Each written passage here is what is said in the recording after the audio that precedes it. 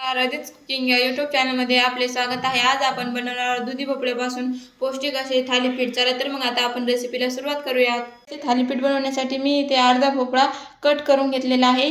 तो आता आपल्याला किसणीने छान असा किसून घ्यायचा आहे। मी बारीक किसणी वापरत आहे, तुम्ही कोणतीही किसणी वापरू शकता।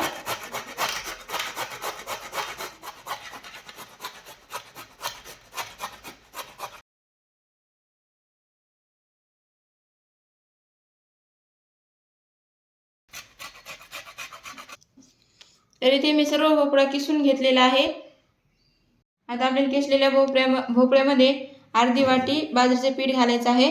बाजरीचं पीठ नसेल तर ज्वारीचं पीठही वापरू शकता। थोडंसं बेसन पीठ, 2 चमचे पीठ, अर्धी वाटी गव्हाचं पीठ। त्याचबरोबर यामध्ये घालायचं आहे लसूण, मिरची आणि जिरे याचा मिठ्याचा बनवून घेतलेला आहे, तो यामध्ये घालून घ्यायचा आहे। चवीपुरतं मीठ, थोडीशी हळद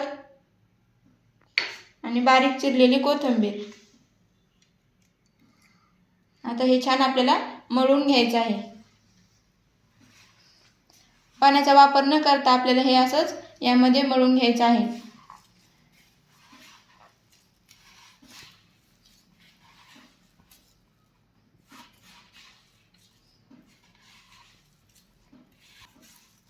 तरी ते मी पाण्याचा अजिबात वापर नाही करत, कारण की भोपळ्यामध्ये जास्त पाण्याचा अंश असतो। त्या पाण्यामध्येच आपल्याला हे छान मळून घ्यायचं आहे। तरी ते मी छान असं सैलसर असं हे मळून घेतलेलं आहे। आता आपण याचे थालीपीठ बनवून घेऊयात। मी एक रुमाल ओला करून घेतलेला आहे। आता यावरती आपल्याला थालीपीठ थापून घ्यायचं आहे। त्यासाठी यामधनं तुम्हाला जेवढं लहान मोठा थालीपीठ पाहिजे त्याप्रमाणे गोळा करून घ्यायचा आणि थालीपीठ थापून घ्यायचं।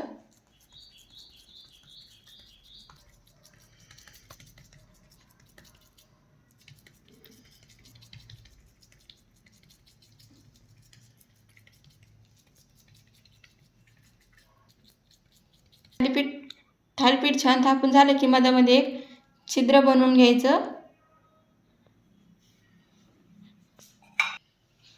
तर इथे मी तवा गरम करायला ठेवला होता। आता तव्याला आपण थोडंसं तेल लावून घेऊयात। तव्याला तेल लावून झालं की त्यावरती आता असा रुमाल उचलून थालीपीठ टाकून घ्यायचं आहे आणि थालीपीठ छान खरपूस होईपर्यंत भाजून घ्यायचं आहे। जी बाजू भाजली असेल आता आपण पलटून घेऊया।